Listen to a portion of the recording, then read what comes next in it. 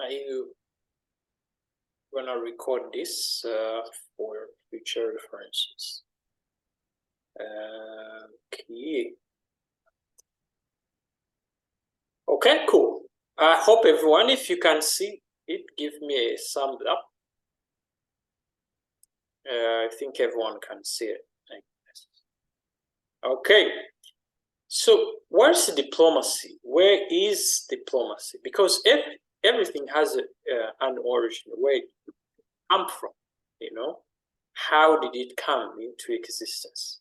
Everything, medicine, chemistry, everything has a foundation. So for you to understand the real thing, you have to understand its foundations and how did it come in play into existence.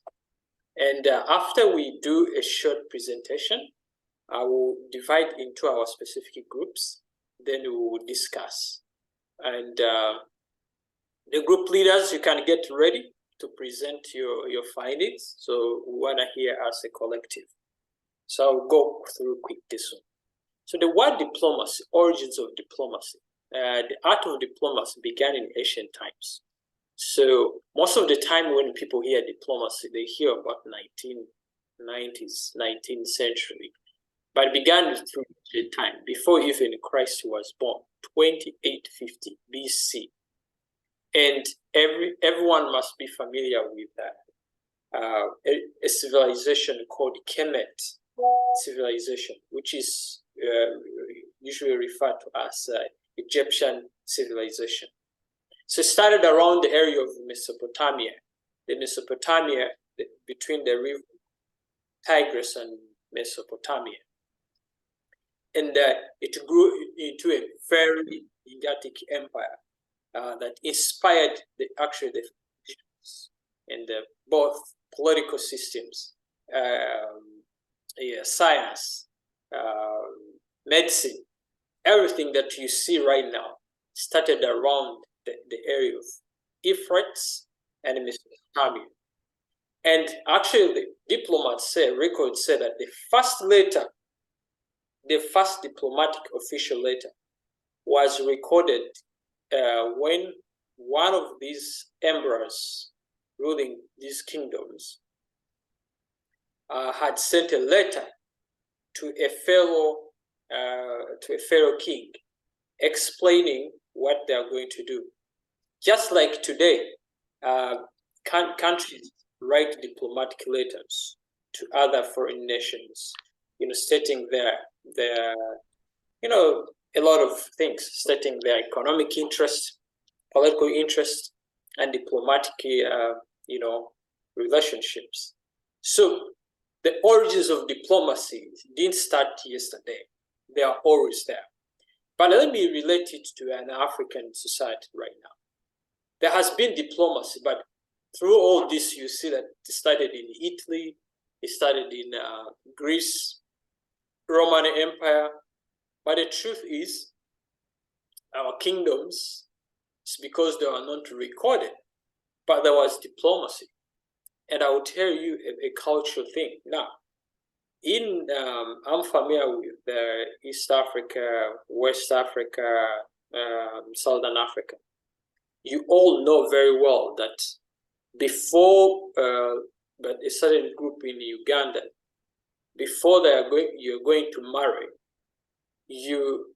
they send elders to go to speak to the family of the girl you want to marry. In Rinyankore, it's called the Kantera Rume. There are always people who they send, the family sends, and people to represent their interests over. And there's a serious negotiation, dowry, terms and conditions. Now, that is exactly what states do to other states, because a state sends an ambassador or a diplomat to find out what's going on there.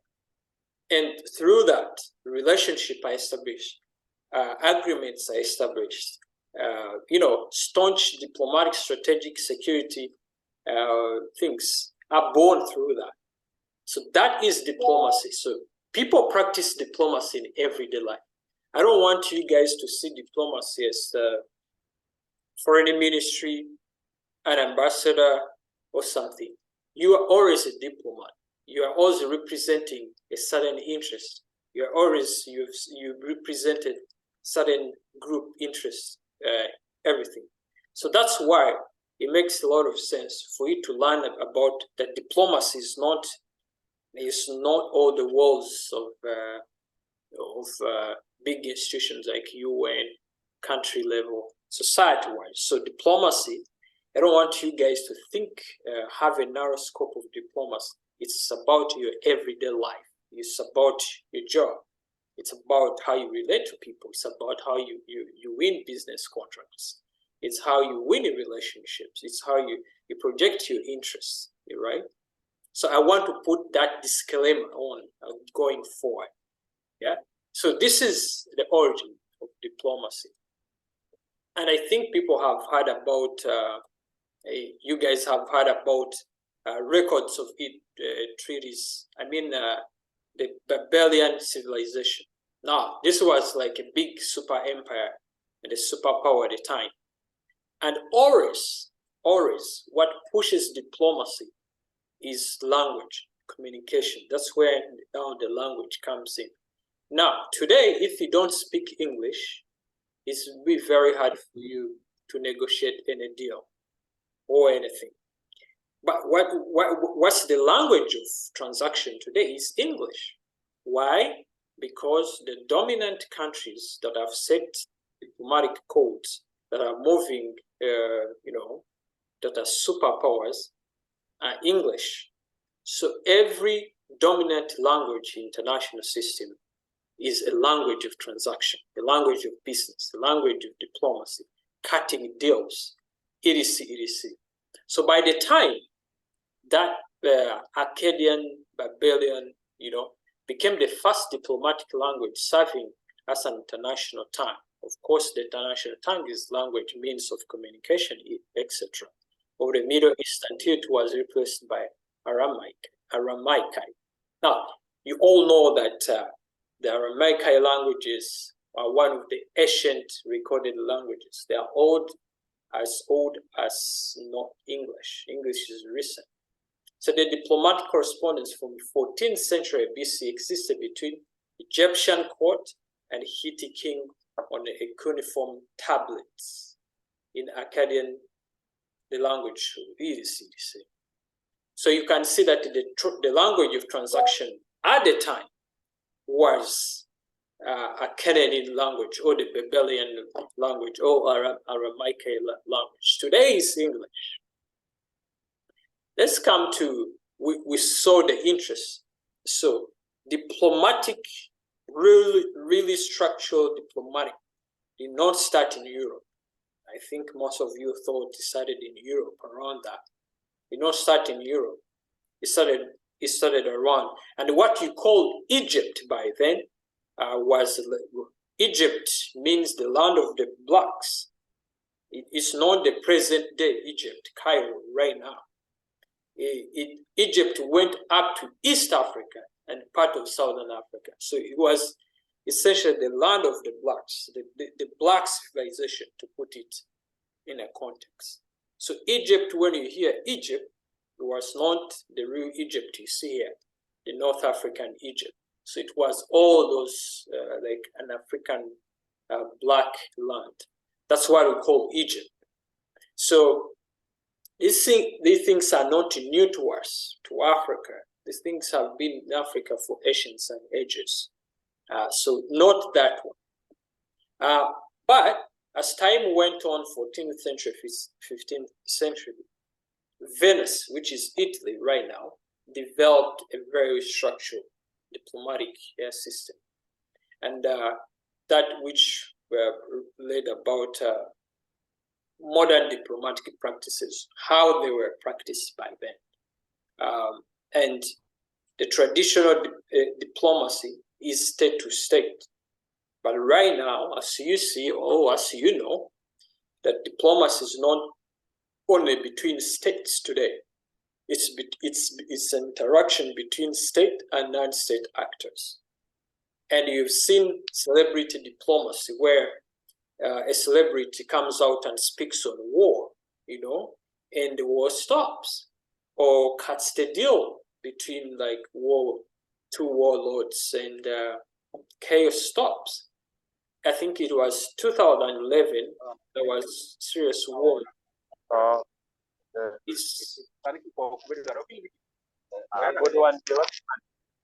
Can you please mute?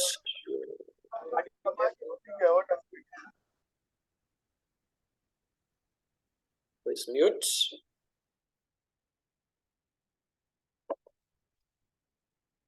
Okay, so yeah, I was telling you a story about Didier Drogba, the famous footballer.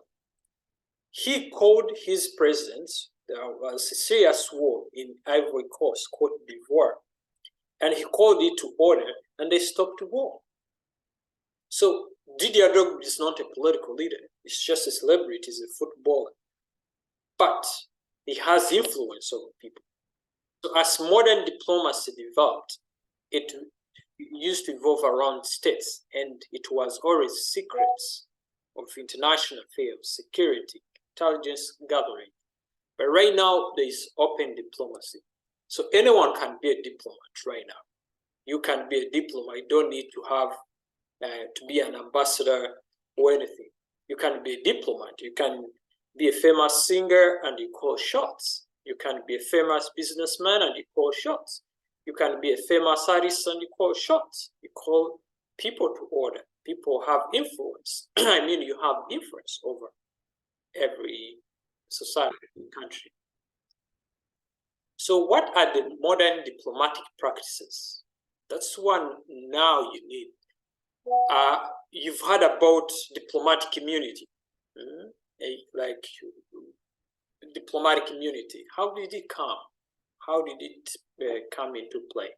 So the rights and privileges. All heads of missions receive same privileges and immunities, many of which their aides also enjoy. Diplomatic immunity began when prehistoric rulers first realized that their messengers to others could not safely convey messages, gather intelligence, negotiate, unless messengers, other rulers sent them were treated with reciprocal hospitality and dignity. Now, you've heard a famous quote like, a diplomat is an honest person sent abroad by his country to lie on behalf of his nation.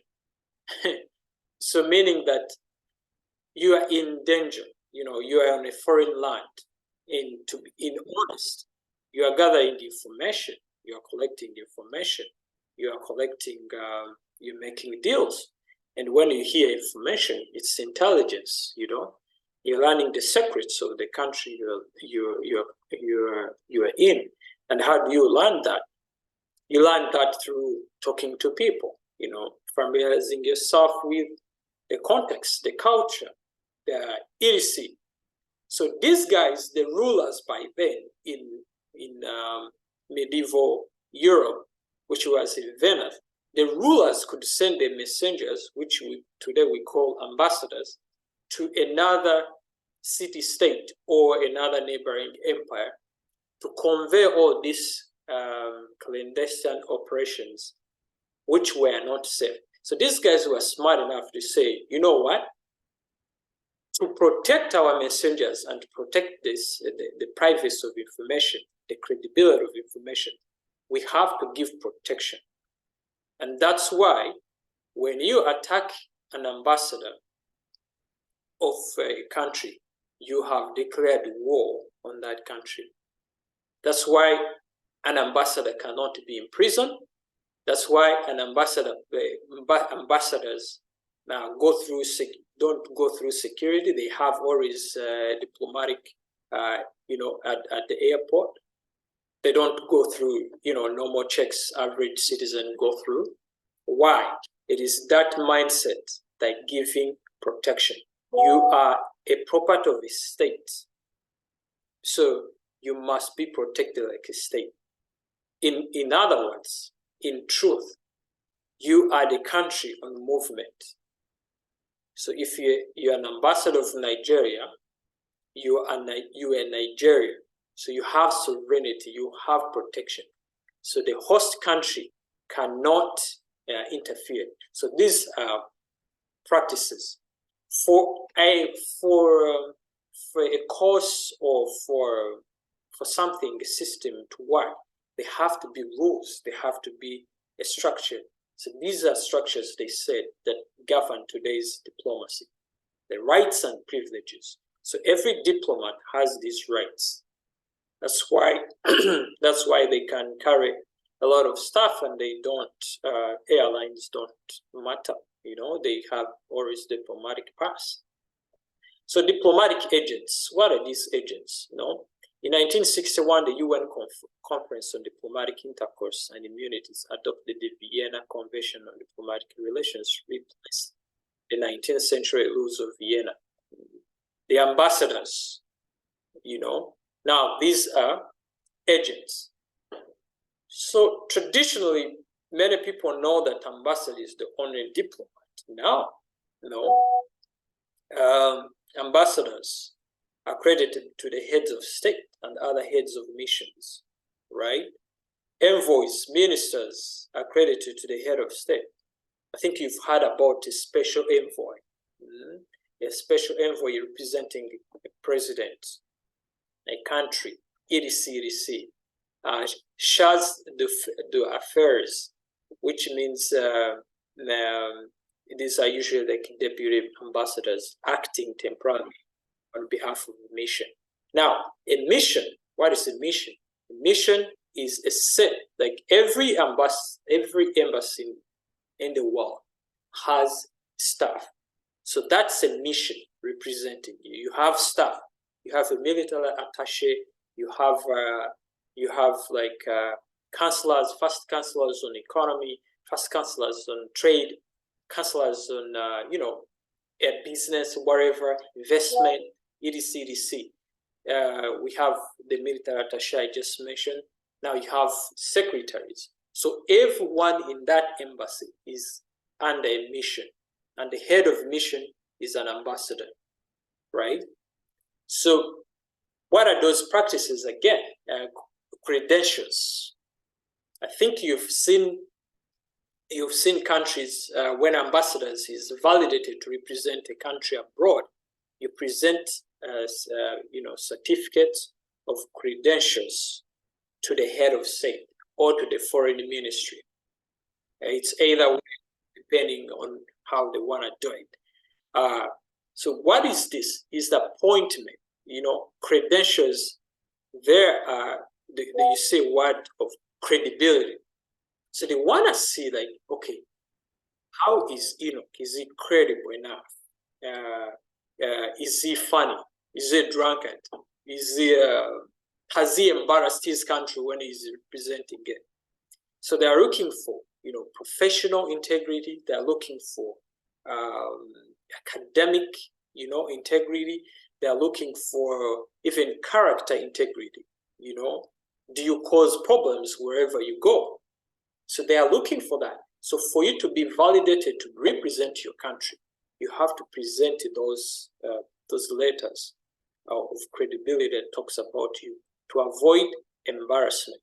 Like, I like the one they put it, to avoid embarrassment, because you are the face, you are the ear, you're the eyes, you're the legs, you're the mouth, you're the nose of a state. So you must be credible, right?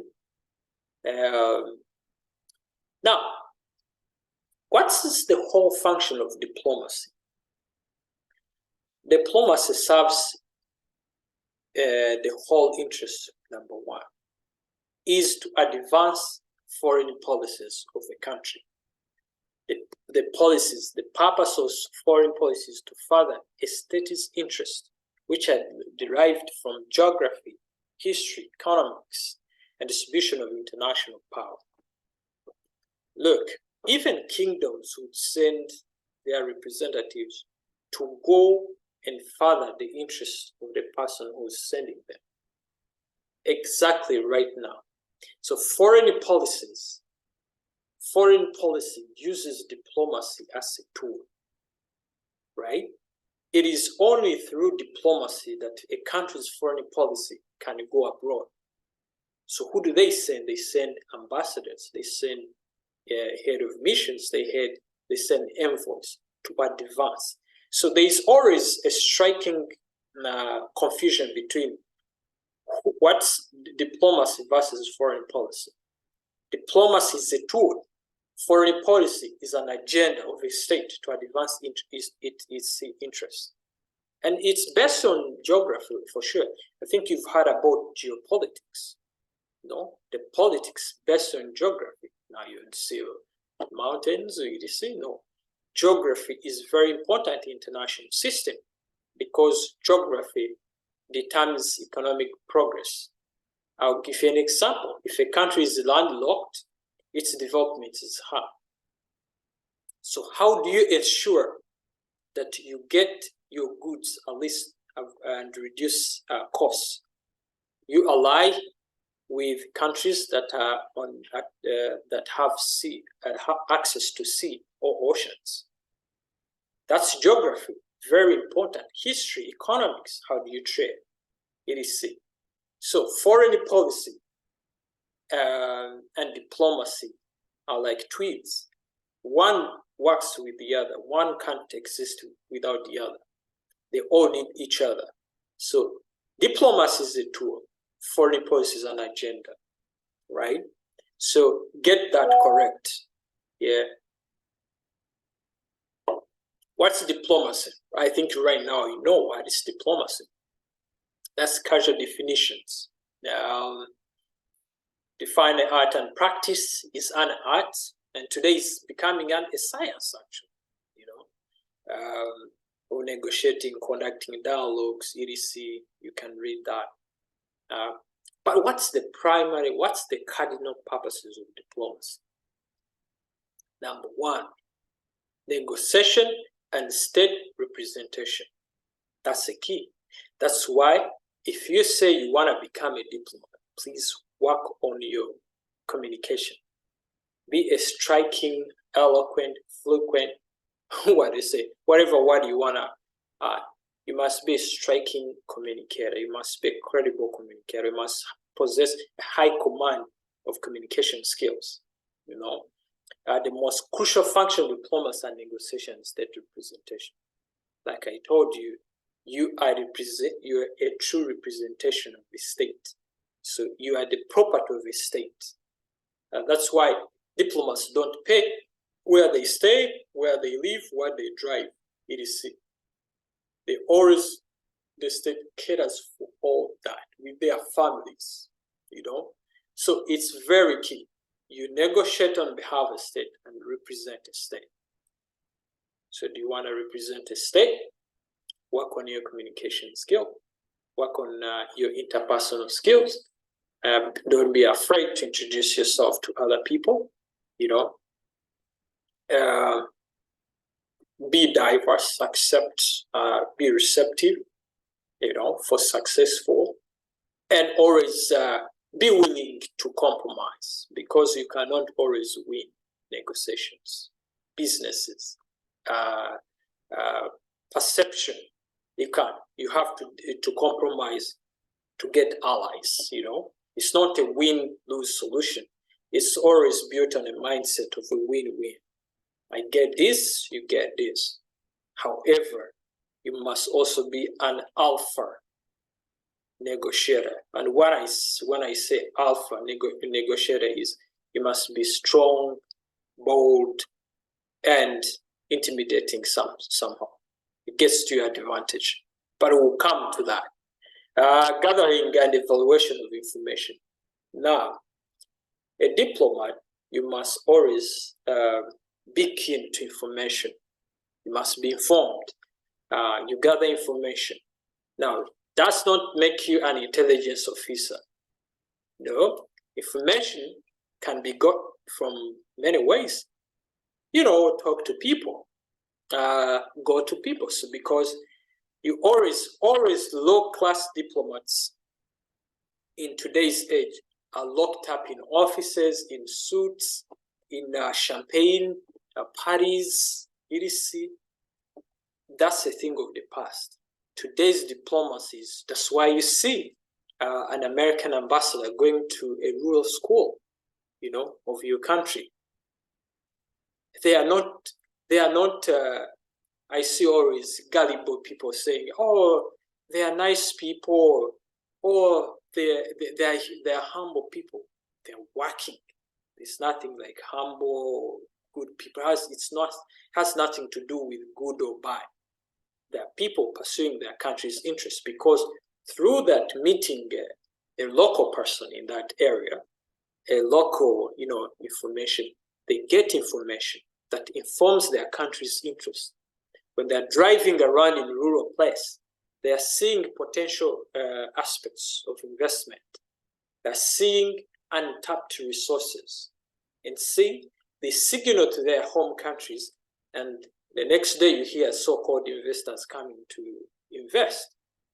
And coming to invest with all the information. Do you think, how do they get that information? It is a representation of their case. So I want you guys to be very keen in this. There's nothing that comes by accident, more especially in the game of power, diplomacy, etc. So whenever you see people, EU people going to a rural place, they know rural part of your country, just get keen, familiarize yourself with these guys. They are looking out for information. They're evaluating what they're supposed to do. So that's a diplomat. You talk to people, you go to markets, you go to, local hospitals, you visit local hospitals, you visit schools, you see. What do you think in the world will American diplomat or an ambassador come to a primary school, kids of 5, they go there. And you see gullible Africans say, oh, these guys are very nice, they're humble people. It's nothing like that, they are working. Economic, political, and cultural relations. This is very key in diplomacy because to be successful as a diplomat, you must have a high IQ, or 2, you must have cultural education of the place you're going to, where you're representing. Because when you know people's culture, it draws them to you. You are not a stranger. You become a familiar face. And they trust you so that you get information. You get more credible sources of information. So you must not put a barrier, speak the local language. Try to greet in local language, If you're in Kenya, try Swahili, a jambo, when you go to another country, etc. Try to learn local stuff. Facilitate implementation of international law. Like I told you, diplomats usually have a country's embassy. It is its sovereignty. That's why in a war, you cannot attack an embassy of a state, because when you attack an embassy, it means it's a declaration of war to that country. And they have every right to come and defend their territory on your land. That's how diplomacy is complex. Yeah. So what are types of diplomacy? Culture diplomacy, which is the exchange of ideas, art, language, etc. And I think this is more of soft power, and that's why, like, I'll hit on American, because I think, in my view, America's mastered the art of diplomacy. In all their embassies, they have an educational and exchange department. Education department.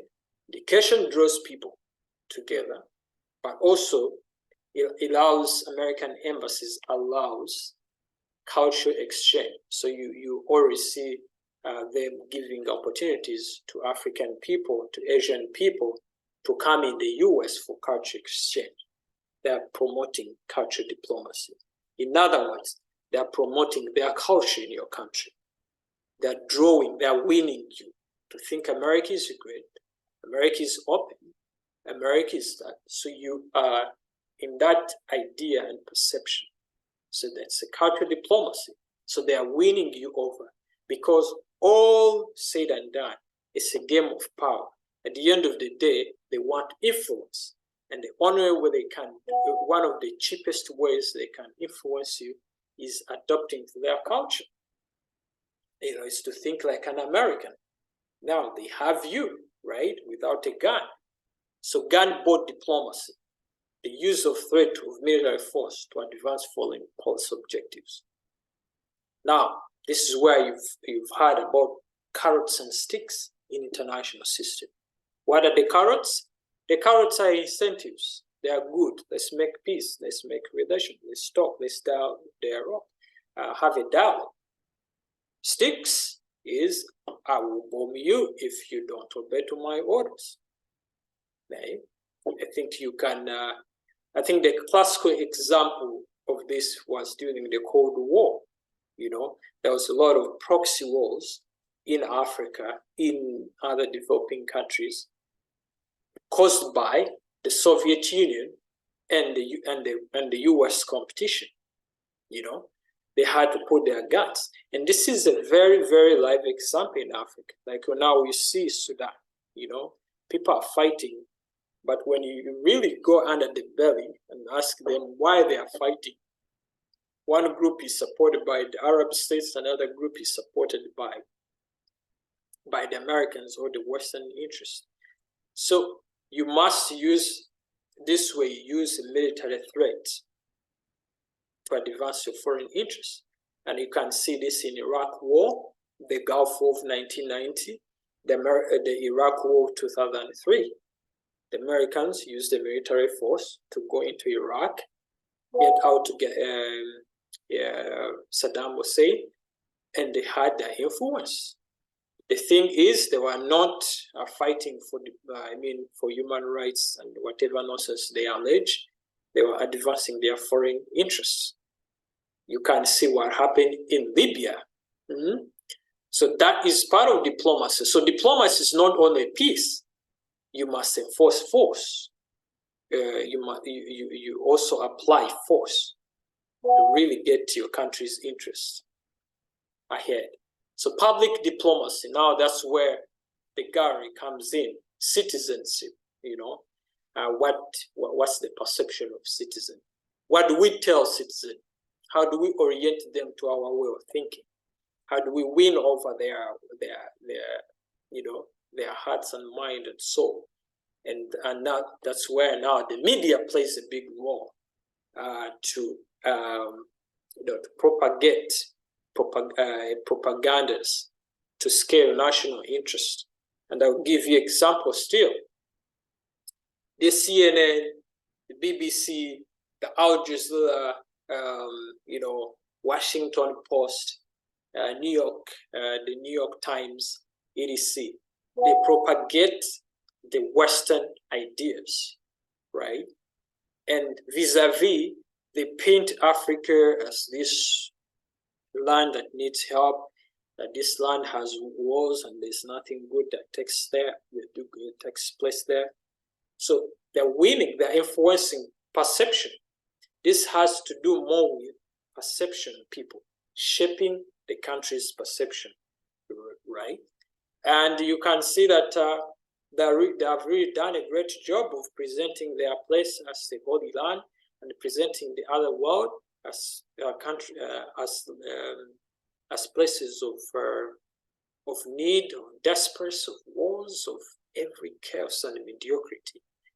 So this is to do more with your diplomacy, and countries do that even to their citizens. They want to propagate what they want to hear, what they want to achieve.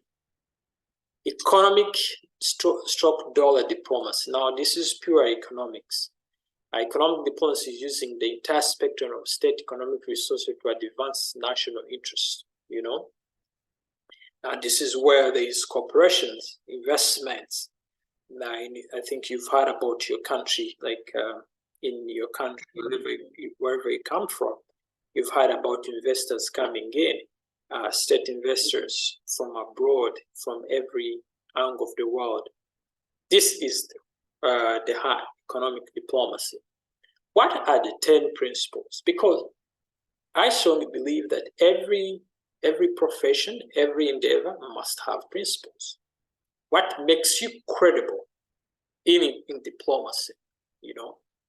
Or what makes you not do mistakes? National interest. Now, whether you believe in a state or not, if you become a diplomat, you are a property of the state. You represent national interest, not personal. This is where it gets tough. When your country is pursuing a policy, an agenda you don't personally agree with, but you still speak on international scale that your country is the best, that this policy is the best. Amateur diplomats, they want to put their interest forward before the country. You are automatically fired, you know.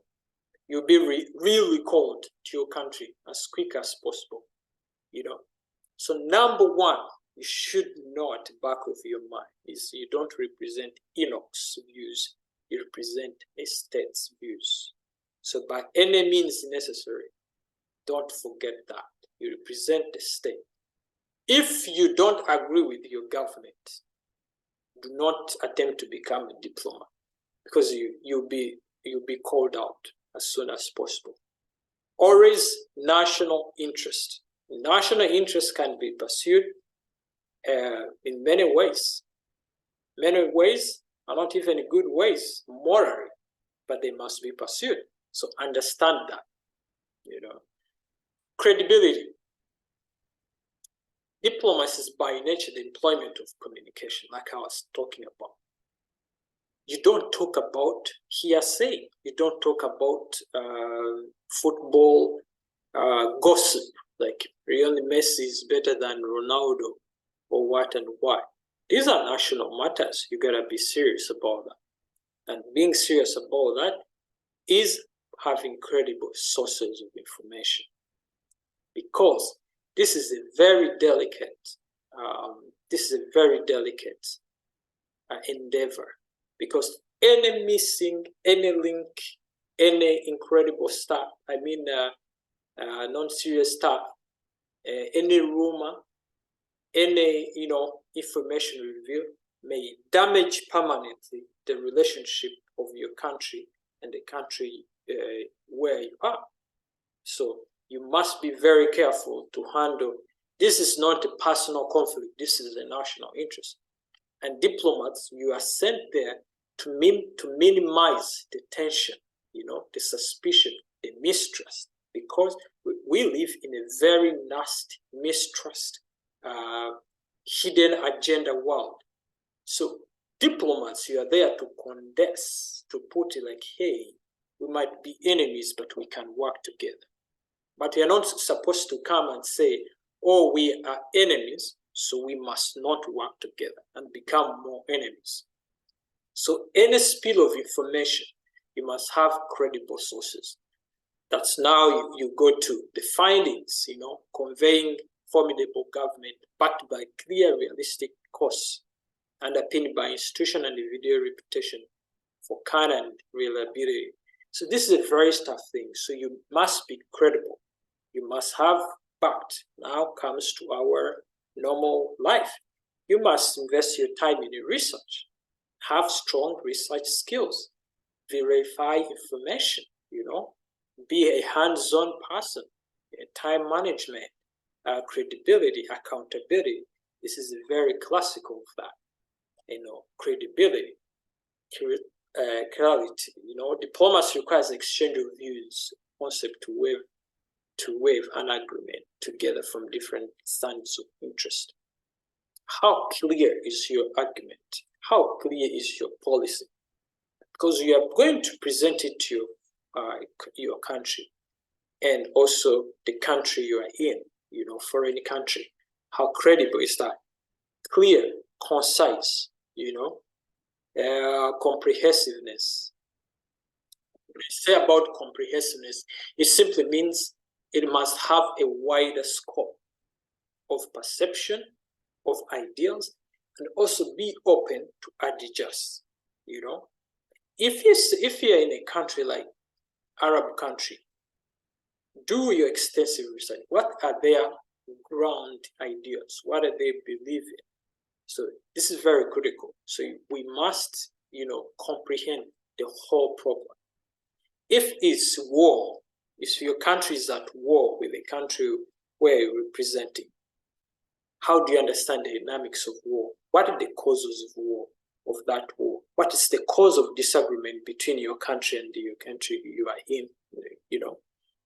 How can it be solved? What are the historic, present, political, economic interests? Who are the drivers? Who are the drivers around this policy? Who are the players? Which key players? Who can I pick a phone call and convince? Who are the key players? So these are all things that we must have at the back. So understanding, which is also perspectiveness. Perception requires discerning uses. Diplomacy is about perception. That's why public diplomacy is very, very key here, comes to play. Perception. How you perceived, how is your country perceived? Now it comes to credibility of your country, you're coming from. And this is where, as African, we suffer strong here, If you're doing business, if I'm a diplomat from an African state, what is the perception of the world view to Africans, to African systems of governance? This is where it gets tough, People may shun away from you because somehow you've read that people are not credible in that part of the world. But a good diplomat will go beyond hearsay, will try to understand, will try to bring an openness to the ideas of your country or nation. So this is very, very important.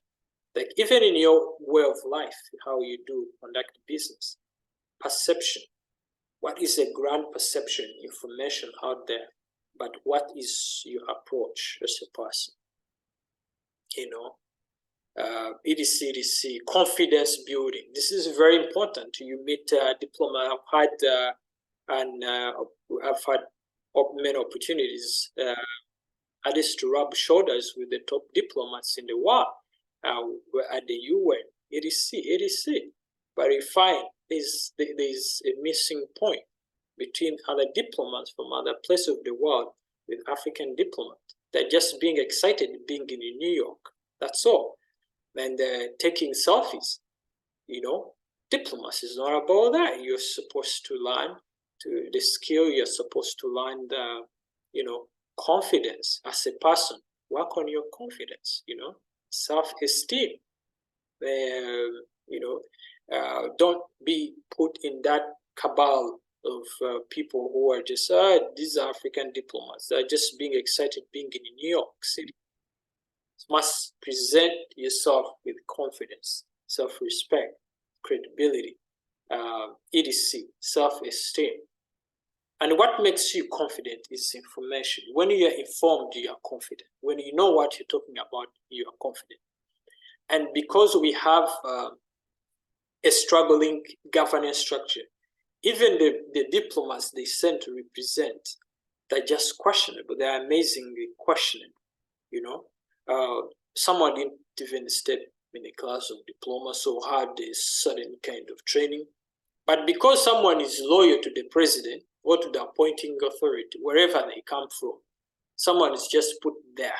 It's a reward for loyalty. This is crisis. You create crisis of confidence, but also you jeopardize opportunities how countries can work with you. So this is very, very important that you work on your confidence as a diplomat. Decisiveness. You must have a high sense of urgency, You act when you're very sure. Decisiveness is very, very key, because any delay or any, you know. Now, decisiveness is key. You can delay. There are two things. You can delay or act too fast without factual. That's what brings on to credibility. The things you're going to, tactical and operational things you're going to do, credible. So very, very, very key. Perseverance. Oh yeah. So you find a lot of no's. You find a lot of people who work with you or who are not interested. You find a lot of criticism from your country, but also from the public, but also from the interests you're pursuing. So you have to be a bit of a resilient person. You don't just give up, you know. So with that, ladies and gentlemen, I want to stop there. Unless you have a question, then we can go with this. But the whole idea of diplomacy, the reason why I prepared this short presentation is to debunk some of the thoughts people have about diplomacy. Diplomacy is everyday life. You've been a diplomat. You just have to hype the game to be at a country's level. Yeah. So let's stop there for a minute. And if you have a question, please ask, or any form of contribution.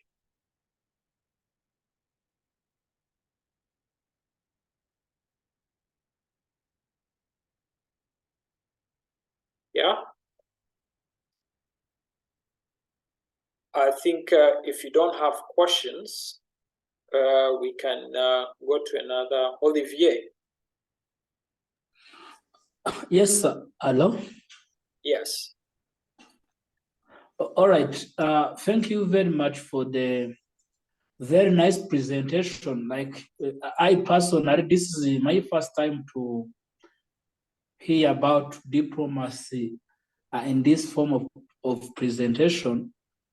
So then, like when you were presenting, I was wondering, how can somebody like be a good diplomat? Because this view perspective is that, for example, as you said, if you are a diplomat, of course you cannot be lying some of the things.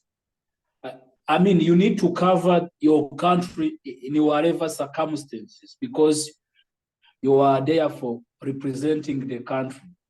But at the same time, I'm wondering, and this is one of the factors which discourage people to engage in governance or in politics, because we start to say, oh, just in politics, it's just sometimes you need to pass some of the trick.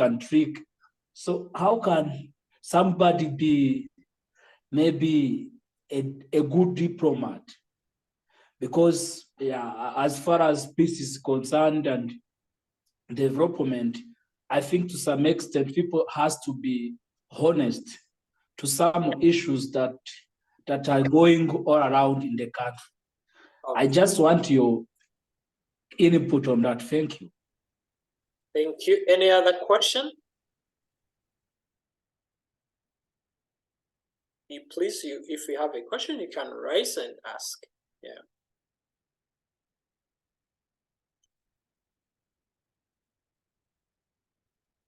Okay, I'll ask Olivier. Thanks, Olivier. You are from Rwanda, right? Yes. Okay, cool. Yeah. So that's where now brings a little bit of professional maturity. You might be mature in age, but you might not be mature in the profession. You have to be honest at a personal level. Yeah. And it does, speaking about your country's interests doesn't mean you are lying. You are lying. No, it's not perceived that way. That you're trained to go lie around. But at the same time, what are countries? Mute, Olivia. Yeah, at the same time, countries are dealing with issues like, one, security issues, two, political issues at home or abroad, economic issues. Now you have to be fairly balanced. If you divert, if you pursue your personal view of things, how can it affect the country? This is where you think about beyond yourself and see the millions of people, who are your country's men and women. What if you spill over this information? How would it affect people? So you have to always link your personal interest, but also on the grand scheme of ideas, know that you cannot be a diplomat at a personal level. So by the fact that you are called a diplomat is because you are representing a state, and the state has interests to protect. But now, like you said, most of these things, by the way, it's not about right and wrong or bad and good. It's about the state survival. That's the whole truth about that. So to be honest, the first honest with yourself, to be with yourself, is to understand that in this matter of things, there's nothing good or bad or right and wrong. It's always about the state interests. And the state interests, however they want to be, wrong or right, bad or good, they remain state interests. They remain permanent. So that's the first, being very honest will save you a lot of trouble. And also project an image, a country's strength, because international system, we don't project weakness, you project strength. So you don't project vulnerability, you project credibility, you project strength. And that's your whole essence of a diplomat. You are not a diplomat by yourself. You cannot be called an ambassador just at the individual level. You're a state ambassador. So always try, and this comes with analyzing stuff. Know your country's policies, foreign policy. What's your country's foreign policy? For example, Rwanda. I'll give you an example of Rwanda. Rwanda's first foreign interest is so much tied to peace, promoting peace around the world. So you must be in that idea, Rwanda also is big on tourism, attracting investors, economic diplomacy. What are those? How do you help Rwanda to do that? So always know your main country's ideas and projections. It will save you a hell of time and trouble.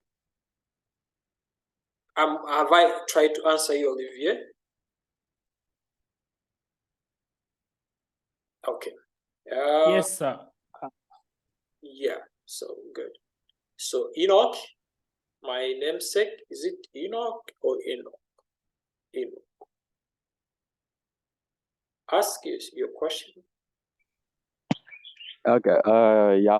It is yeah. Actually, it is Enoch in French, but in English, people try to pronounce it Enoch, and yeah, it is. Let's see, it sound K. So yeah.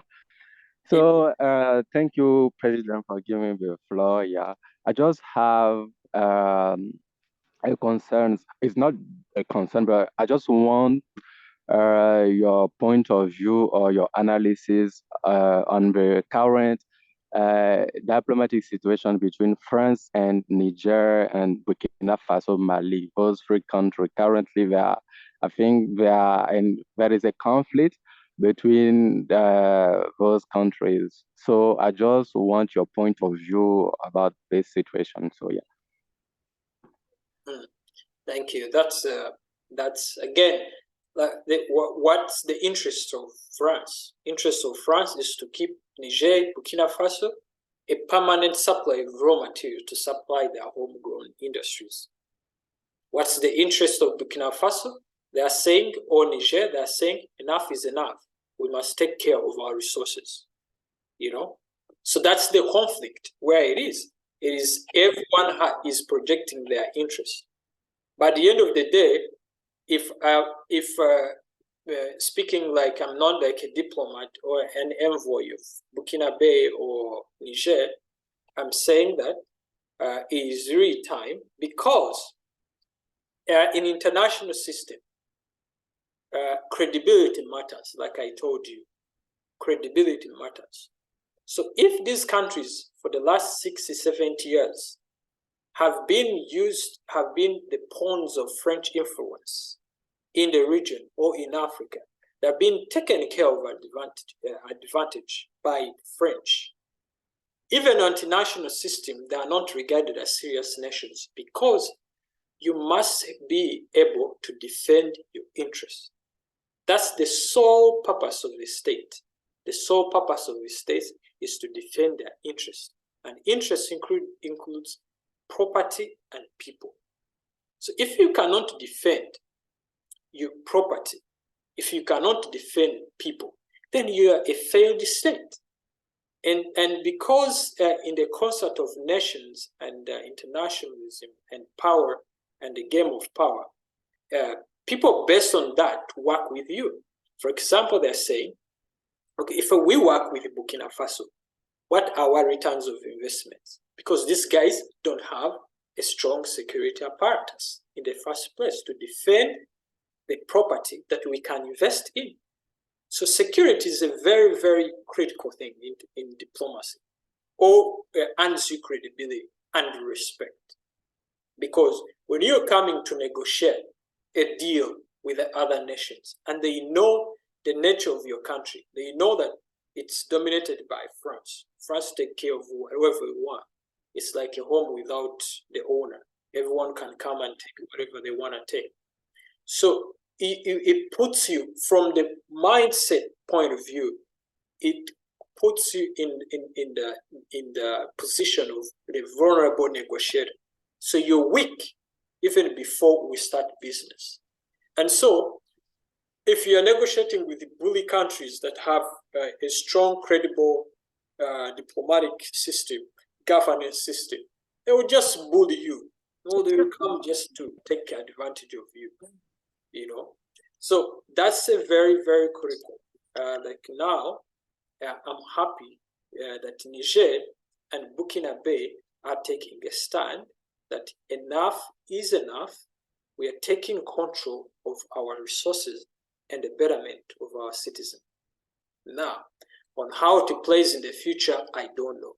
But sending is a great signal that we must defend, as Africans, we must defend our credibility, because credibility matters in international system.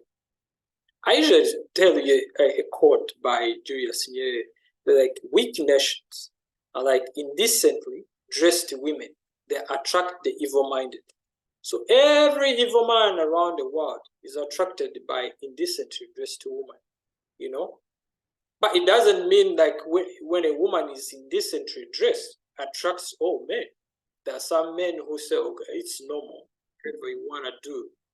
But, you know, the people with high appetite, it's an opportunity to explore their passions.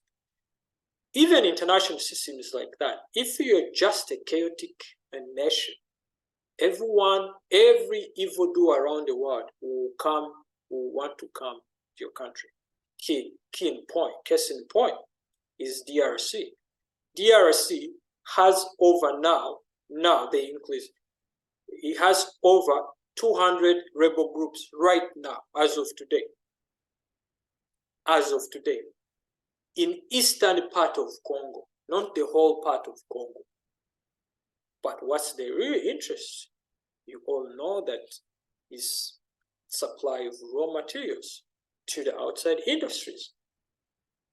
So every person who wants to, every robber, every murderer, every indecent person in the world who wants to do profitable and untaxed serious business just funds rebel groups, confuses few people there, and they fight.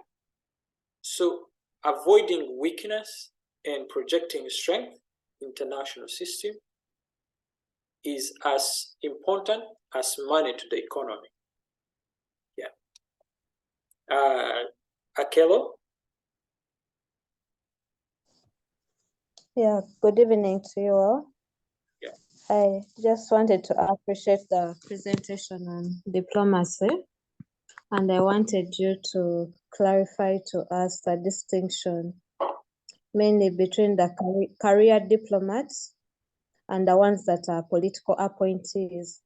And if, for instance, among us here, there are people who have been appointed as career diplomats, Yeah. it has been reported that they always have conflict with the political diplomats, and it affects how they make decisions.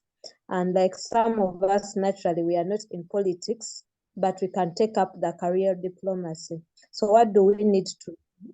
And how can one, because we never see those positions being advertised. So what opportunities exist and how can we tap into it? And if you're a career diplomat, the way you're going to play that game is different from a political diplomat. You understand? Yeah. Yeah. Thank Very you. good question. And then the second question was, for instance, if you're from two countries or intermarried, where do you pay your allegiance as a diplomat? The one that appoints you. Thank you. The one appoints you. Thank you. Yeah, thank you very much. So I am not an American, but if I'm just giving an example, I'm not even pursuing to be an American. But let me just give a bizarre example. If an American right now, and America appoints me, I will talk hell of shit on Uganda or any other African country, which I'm familiar with. I will pursue American interests, despite me being African. So wherever you are appointed, a country, that's why I told you, it's not about your emotions, it's not about your culture, it's not about what. It's about a state. So if a state entrusts you, appoints you to be an ambassador, you must represent that state, whether you believe in it or not. So that's your last question. Now about career diplomats. Now, it's not only a career diplomat. Academic have a problem with the grand scheme of politics, because most political issues are not quantifiable. They are not proven. They are not empirically, justifiable. Now, career diplomats have gone to school. Let's put it this way. And make it clear. Career diplomats are people who have gone to school to study diplomacy, to study law, international law, to study all this stuff. So they have a degree in diplomacy, masters. They have trained, they have done short courses, etc., etc. And by the view of their credible skill and knowledge, they understand fully well international system. They understand too well trade. They understand too well international laws. They understand too well the whole world scheme of diplomacy. Now, appointed diplomats, diplomats by political appeasement, let me put it that way, it's really political appeasement. There are people entrusted to go represent their countries, but they are not professionally trained to be diplomats. So by the virtue that by any means, these guys who are political appointed, they would want to put political ambitions override the true profession of diplomacy. Now, the career diplomats want to apply fully what they learned in school. And now, it doesn't work that way. A lot of beautiful things you learn out of school, out of paper. The thing is, these guys want to apply what is on paper versus on what is on reality. And the two can't really agree most of the time.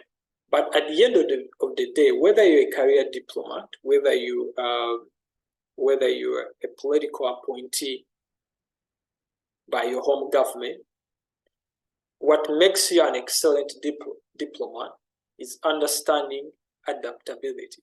If you're a political appointed, try to understand international norms, try to understand the whole ground structure, what makes a diplomat a diplomat.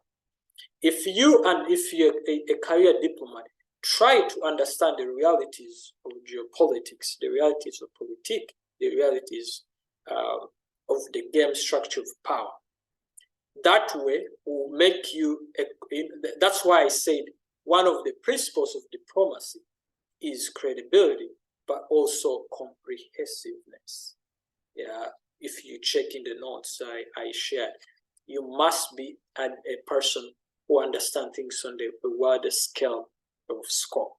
That's what makes you a distinguished diplomat. Now, you said you don't advertise such things. One, if you want to become a diplomat, please go to your Ministry of Foreign Affairs. I'm sure not every ministry has all that. Some, I don't know how they're structured very well, but they could be internships.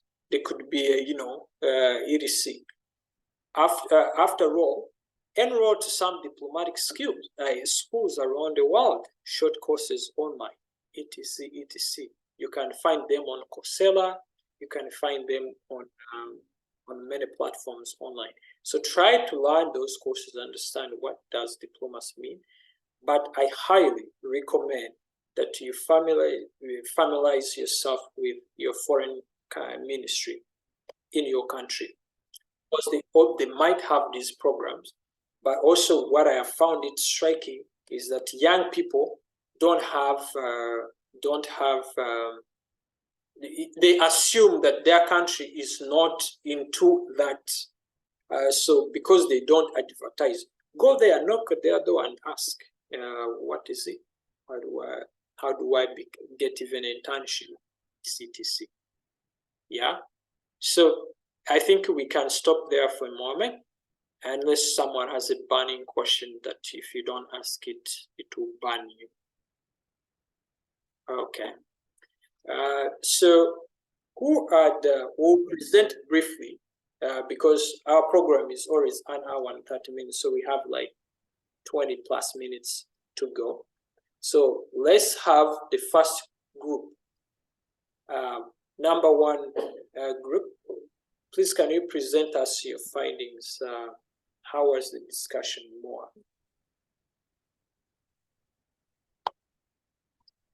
Group number Good evening. Am I audible? Yes, you're audible. Good evening. Oh, thank you very much. I am Ankunda Fizat Sonita for Group 1. Okay. Can you share your paper?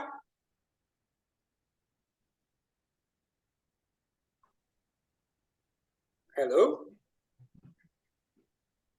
Yes, I will share it. Okay. So, Melet, you can put your video on and share the paper and present. So each will have like 5 minutes maximum. Yeah. Hello?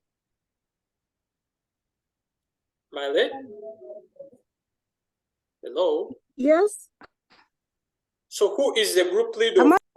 Sorry, I couldn't share I my am screen. audible, but I don't know why it keeps on stopping. Okay, who is the group leader of Group 1?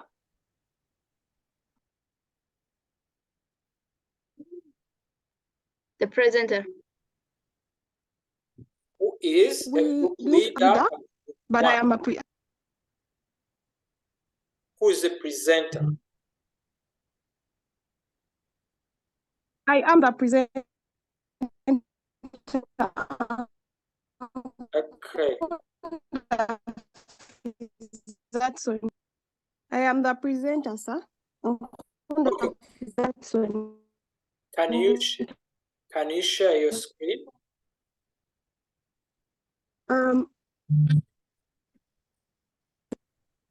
Sharing the screen. Yeah.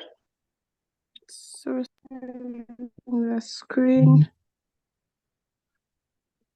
They are telling me only the host can share the screen. Okay, let me help you. Let me enable it for you. Okay, now you can. You try it now.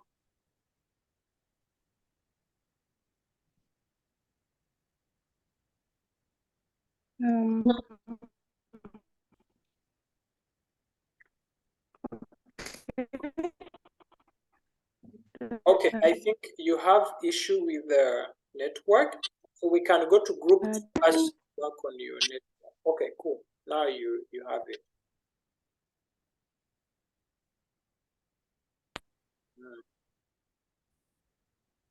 Go ahead. Is that being seen? Yes. Is that seen? Yes. First of all, just to write an essay about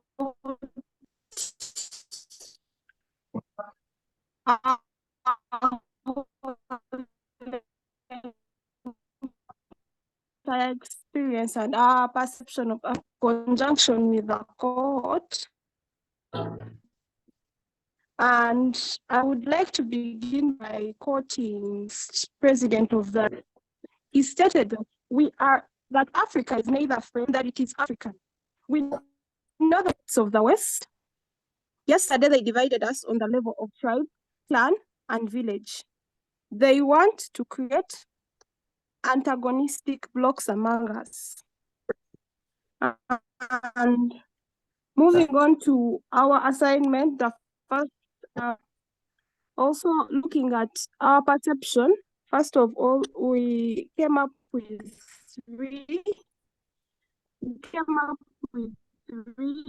three key elements that have shaped our perception. First of all, there was abundance, element of foolishness, and then the first.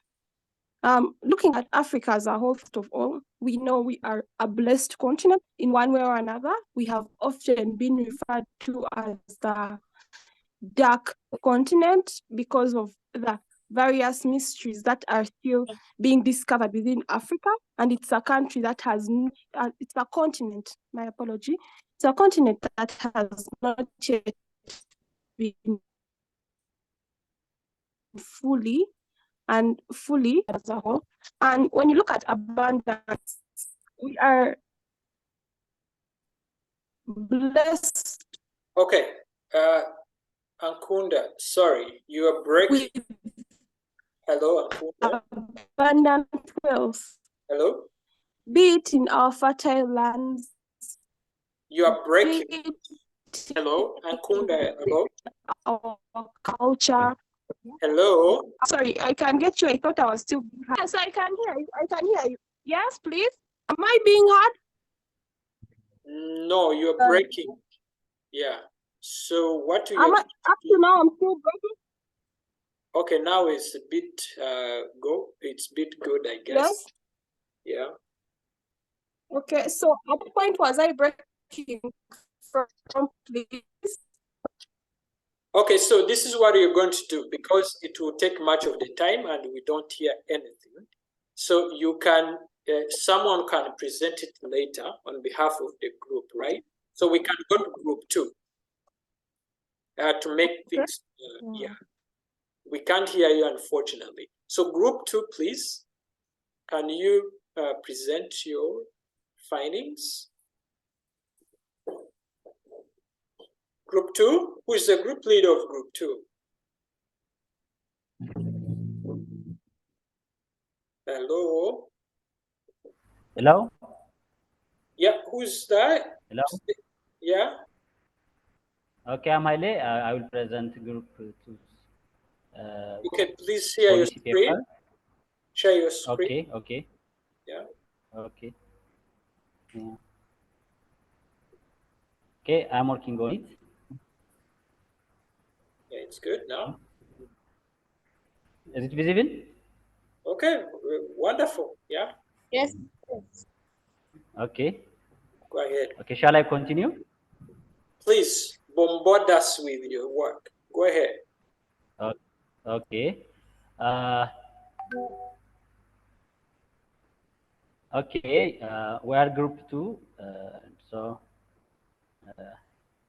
So we mentioned all 6 questions, and so we try to discuss and provide answer after discussion for each questions. That was a wonderful conversation between the group members, and so I'll present as a group leader. So the first question says, so far what has inspired you and shaped your perception on Africa? Most of the time, we have been inspired by different events. Different events across Africa have been happened during the last times. So we have our own role models and leaders. We have also cultural heritages. So we have been inspired by those factors. When we say role models and leaders, there are entrepreneurs. Entrepreneurs, for example, Aliko Dangote is a Nigerian internationally recognized entrepreneur. Also, Sheikh Mohammed Alamuddin is an Arab and Ethiopian entrepreneur, and also he inspired our community to be an entrepreneur. And also we can see from political figures, Nelson Mandela, Haile Selassie, Emperor Haile Selassie, Jomo Kenyatta, and Thomas Sankara. So those political figures inspire us to work on African issues, to solve African problems by African powers, by African leaders. Also, we have been inspired by artists like Maria Makeba, as art is currently one tool uh,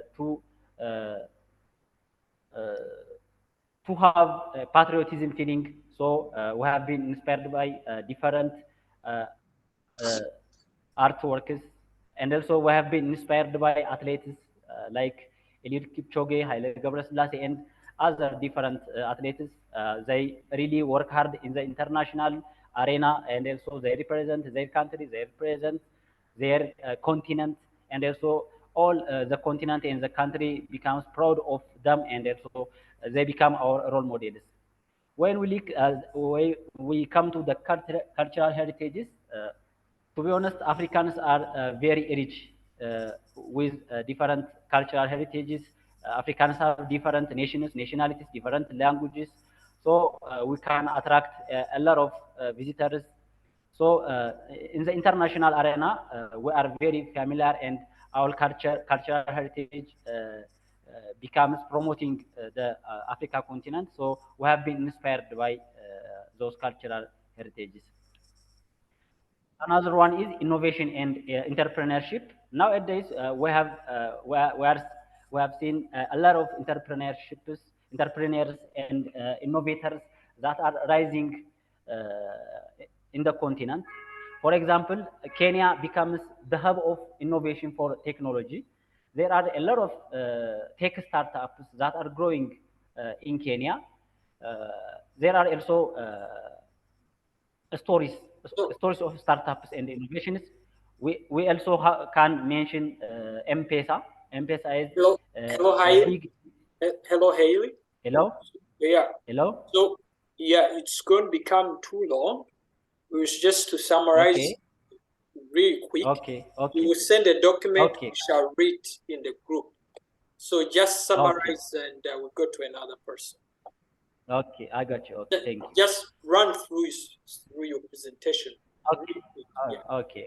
Don't over explain. Yeah. Okay. So another one is connectivity and social media. We have been get this opportunity, for example, from using our social media. There are also another question, our strategic area in Africa. Those strategic areas are education and skill development, entrepreneurship and innovation, climate action, and environmental sustainability. So education is, as you know, a very vital issue for development of a country and as a continent as a whole. Entrepreneurship for the same issue. To go. Okay, climate actions are very important because it is very important to fight droughts and food insecurity, and also we have experience from this court. Our president plays the main role to have a good experience. So there are invited guests from different country, parliament members. We have amazing skill experience, skill development, experience sharing, networking from different colleagues in Africa. We have experience exposed to new ideas and perspectives among our brothers and sisters in Africa. We have get mentorship and guidance from invited guests and our president. So we can see some problems Africa have challenges. Those are political instability, economic challenges, healthcare problem, education problem, climate change, and also governance and political instability. Okay. So for those problems, we have drafted strategic policies. Some of them are strengthen democratic institution, enhance transparency and accountability, promote peace building is a very important thing, and also conflict resolution is there is conflict resolution in Africa, and we have to solve on it. Another is education system is very important, economic development, healthcare. So this one is the main part of the strategy. So when we want to see the uniqueness of our country, specifically, we have to try to see Ethiopia. Ethiopia, we have rich in history and geography. So we have more than 80 ethnic groups and their own languages, tradition, customs. Also, we have our own dishes like injera. We have our own dressings like other African brothers and sisters. So historically, geographically, and politically, we are unique. Thank you very much. Most of African, we are unique. Thank you very much. Perfect. Thank you. Beautiful presentation. Yeah, you can stop sharing your screen. Group 3. This is your presenter. Group 3. Good evening, everyone. Yeah, Good evening, everyone. Can you hear me? Yeah. Can you share your screen? Hello, hello. Can you share your screen? Okay. Yeah. Yes, can share screen. Okay. Please do. Yeah.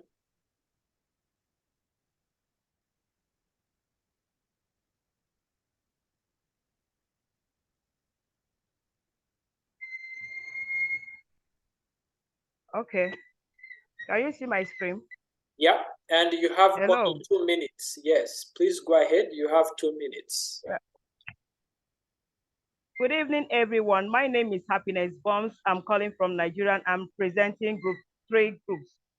Yeah, we're trying to look at the African as a whole. What inspires us as an African is our negative position and representative of whom we are. Hunger and consumption, greed, selfishness and disease, and so on are the character of Africa and Africa in the mind of many Western people. And also our main circumstances that have faced Africa are, Africa world, the major oil, first of all, it's a land, migration and progress, and currently we are motivated by African countries, and challenges that we are facing today is other private sectors, diplomatical, public partnership, rural development, social, and other assistance we need for urban development. And also we have strategies areas focused on group, which are the good governance strategies, elevating prosperity in Africa. We like this because policy, pluralized transparency, government democratic and society, and strategies signed through new policy, objective of connecting Africa. It brings up African partnership and effort and integrations, celebrate African, and also signing of government policy will help in development process. Also, we go to the next one, which is poverty alleviation, hunger and elevation. We are working with the United States goal and sustainable development in Africa. Next one, we have other one. Please, can you move this? Can you share this screen? I can't move it. Oh. Hello. Well, Can you hear me? it's not me sharing. Hello. So you have to move it. Yeah. Okay. Okay. So. Okay. Hey, So. Happiness, thank you. We'll end it there. You share the whole document in the group. You can stop sharing, no problem. Thank you for Okay. Thank you. Thank you for your time. Thank you for your time. Perfect. Well, okay. Thank you for your time. So okay. you can stop sharing. Yeah. Okay. Okay. Perfect. Great. So thank you guys. That's good that you guys took time and you made some serious brainstorming to real things. So key things going forward. You're gonna share the script. The documents in the group. By email, but you can also share for the benefit of the group in our group chat. So I'm gonna send you an email where you're going to share. Then we will study the program because it's not enough for people to get knowledge. It's also good for people to practice the knowledge they're gonna have. They've been studying, etc., etc. So thank you for the good work. What I would recommend is you guys keep on working and improving that document because it's going to be a serious document like you can keep for your own record. And it also remembers that, when I was at African Rebirth, this cohort, we made this. So it's part of your record and achievement for that. So quick things going forward. So next week will be our graduation day, will be our last day. We'll have a structure on how it's going to happen, on how it's going to, the structure, how is it going to roll, how is it going to be conducted. We'll have that. We'll communicate everything this coming week. So thank you guys. I think you've been amazing. We'll speak more about that during the graduation day. We'll have a few presentations from people and, their role, and we make a pronouncement. We'll give you details on how we're going to do it.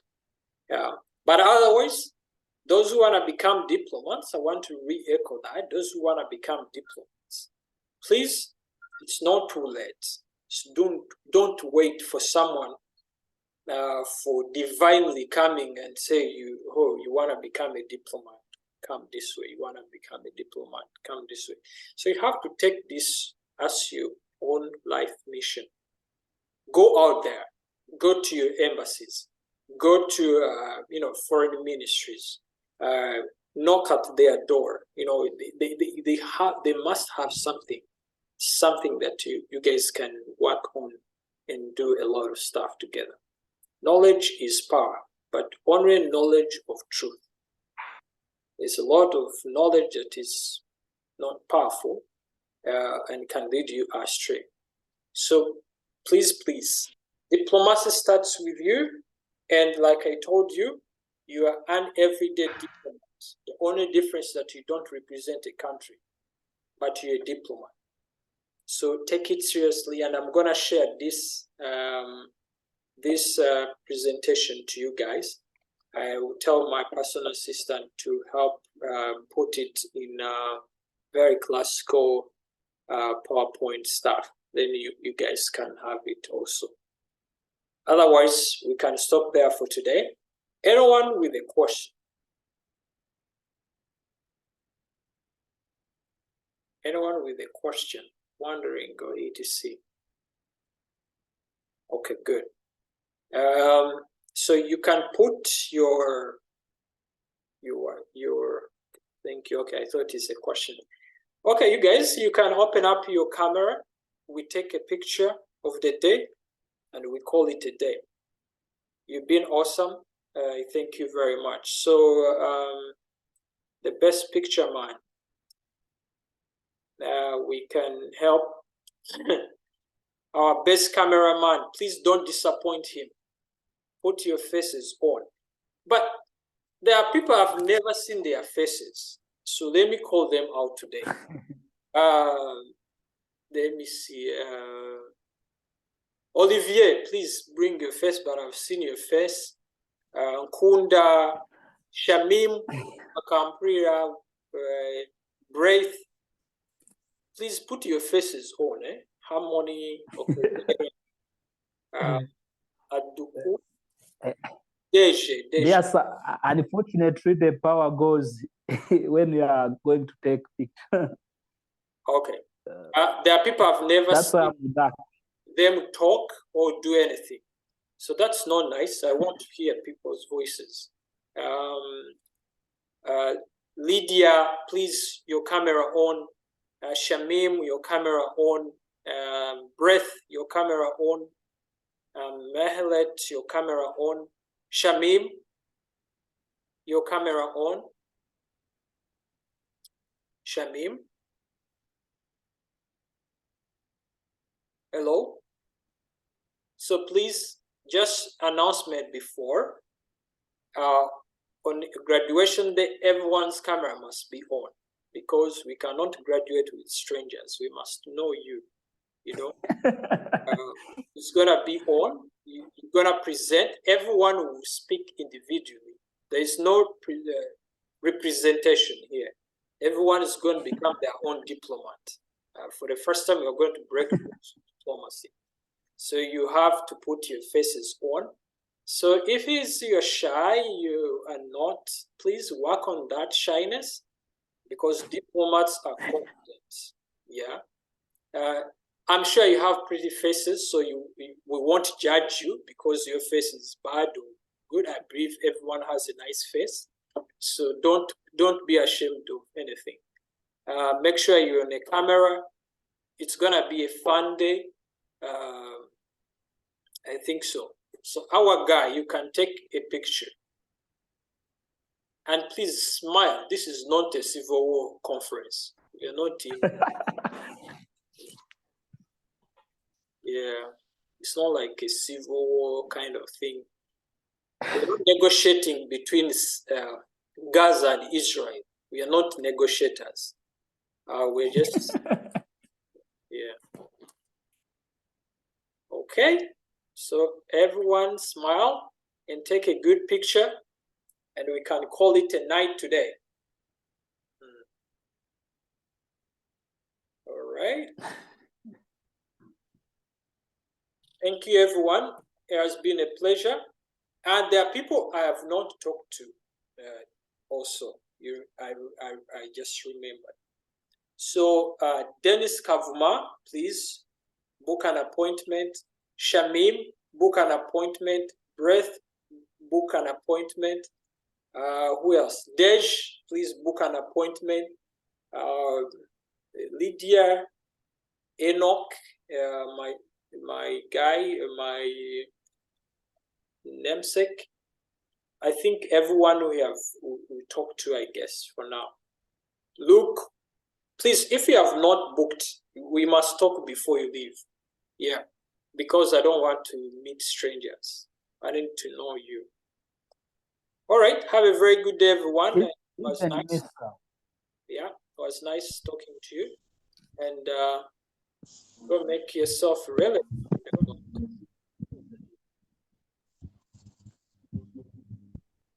Have a blessed day. You too. Good night.